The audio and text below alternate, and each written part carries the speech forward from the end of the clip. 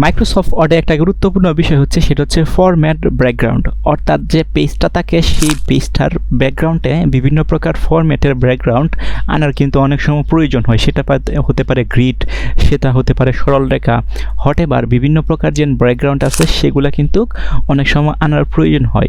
So সেটা আপনি কীভাবে আনবেন? সো এটা আনার জন্য ফার্স্ট অফ অল আমি এই ডেস্কটপের উপরে একটা ওয়ার্ড ফাইল ক্রিয়েট করি, এটার নাম দিয়ে হচ্ছে ব্যাকগ্রাউন্ড। ওকে, এবং এটাকে ডাবল ক্লিক করে আমি ওপেন করলাম। ওপেন করার পর Ctrl+H চেপে এটাকে সিলেক্ট করলাম। সিলেক্ট করার পর এটার ফন্ট নেম দিলাম হচ্ছে সুলাইমান লিপি নরমাল, এবং এটার ফন্ট সাইজ আমি করে দিলাম হচ্ছে 22।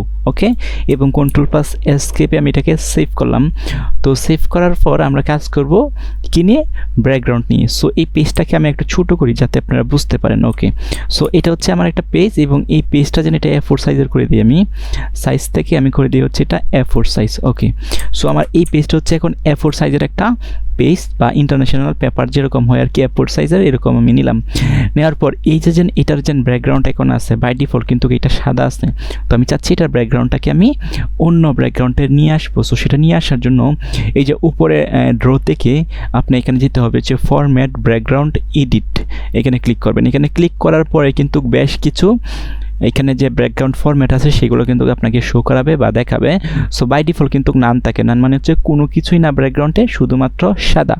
সো প্রথমটাই যদি আমি ক্লিক করি তাহলে দেখেন এটাকে বলা হয় নেরু রুলড। সো এখানে আমি ক্লিক করলাম, দেখেন এইরকম একটা সিস্টেমের ব্যাকগ্রাউন্ড কিন্তু এই পেজের মধ্যে কিন্তু চলে আসছে।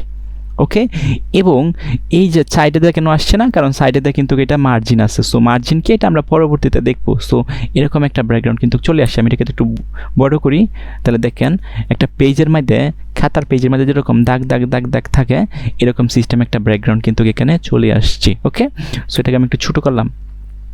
ছোটো করার পর আবার একটু দেখাই, এখানে ক্লিক করলাম। ক্লিক করার পর আরেকটা নিয়ে আসি অন্য সাইজ, মানে অন্য যে ডিজাইনের, সেটা এখানে ক্লিক করবো, দেখেন এরকম আসছে। সো আমি এখানে ক্লিক করলাম, দেখেন এরকম আসছে। আপনার যদি এরকম প্রয়োজন হয় তাহলে এরকম নিয়ে আসতে পারবেন। আবার এখানে নিচে গ্রিড লাইন নেয়ার, অর্থাৎ গ্রিড লাইন্স কিছু আছে, ধরেন এরকম দেখেন একটা গ্রিড লাইন যেন আছে, মানে গ্রাফ পেপারের মতন এরকম একটা ব্যাকগ্রাউন্ড কিন্তু এখানে চলে আসছে। ওকে, এখানে আমি আবার দেই হচ্ছে এটা, তাহলে দেখবেন এই যে গ্রিড লাইনেই বাট এই গ্রাফ পেপারের মতন, এই বাট এটা হচ্ছে একটু বড় সাইজের গ্রাফ পেপার, বা এই যে ঘরগুলো একটু বড়। ওকে, এটা কিন্তু একটু ছোটো, এই যে দেখেন, আর এটা কিন্তু বড়, এবং পাশে আরও যে দুইটা আছে এটা কিন্তু আর একটু বড়, এবং পাশে যারা আরেকটা আছে সেটা কিন্তু আরও বড়। সো এভাবে আপনার যে গ্রিড আছে, গ্রিড লাইন আছে বা ব্যাকগ্রাউন্ড ফরম্যাট আছে, এগুলো নিয়ে কিন্তু আপনি কাজ করতে পারবেন। ধরেন আমি এটা দিলাম, দেওয়ার পর এখান থেকে কিন্তু আপনি পেজ কালার নিয়েও কিন্তু আপনি কাজ করতে পারবেন। এই যে পেজ কিন্তু কালারটাও কিন্তু চেঞ্জ করতে পারবেন। সো এভাবে আপনার যে ব্যাকগ্রাউন্ডটা থাকবে সেই ব্যাকগ্রাউন্ডের একটা পেজের যে গ্রিড আছে বা ফরম্যাট আছে সেটাকে চেঞ্জ করতে পারেন।